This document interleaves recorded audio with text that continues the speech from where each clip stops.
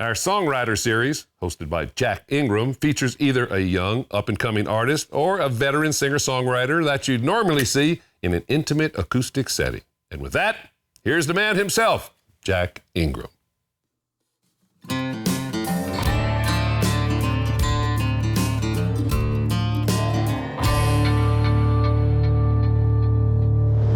Thanks, Brother Ray. Yes, good people, welcome folks to my Songwriter Series. We're thrilled to finally feature Mr. Jason Eady this time. This Jackson, Mississippi native has put in several years of honing his craft as a storyteller and troubadour right here in Texas. A little Merle, a little Don Williams, maybe even a little The Voice, Vern Gosdin. All mixed with good, honest country songwriting sensibilities. Here he is, Jason Eady. There ain't no genie in this bottle. And I've been looking with every pore. As I get closer to the bottom, I find it just as empty as the one before.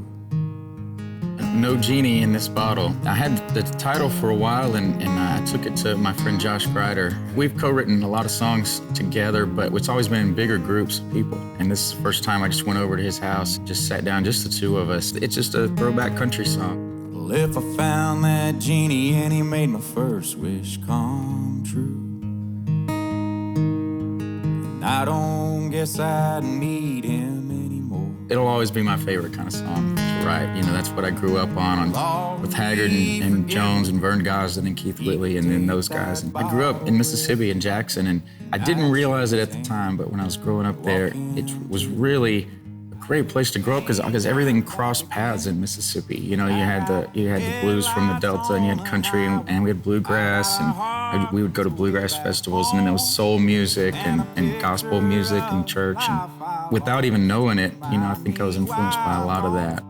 And that's why I left Atlanta, drove away in our early morning haze. Yes, that's why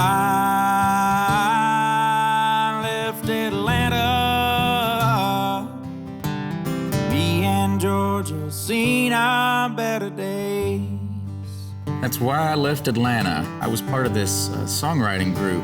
We all got together and decided that we were going to turn a song in every week. One week we decided to give ourselves a challenge, and it was the week of that big snowstorm in Atlanta where everybody got stuck on the highway.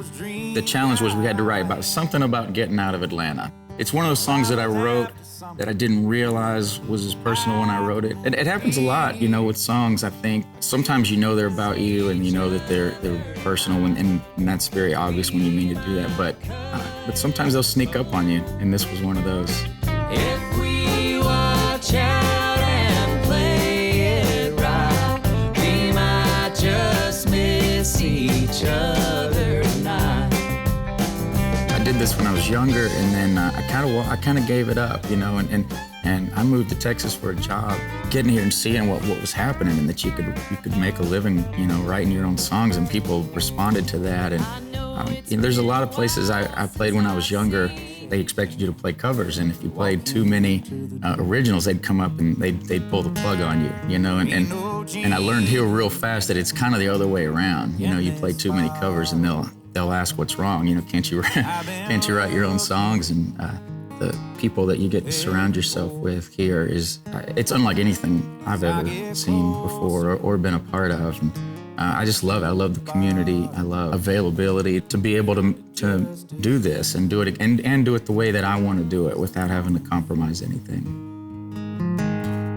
As I get closer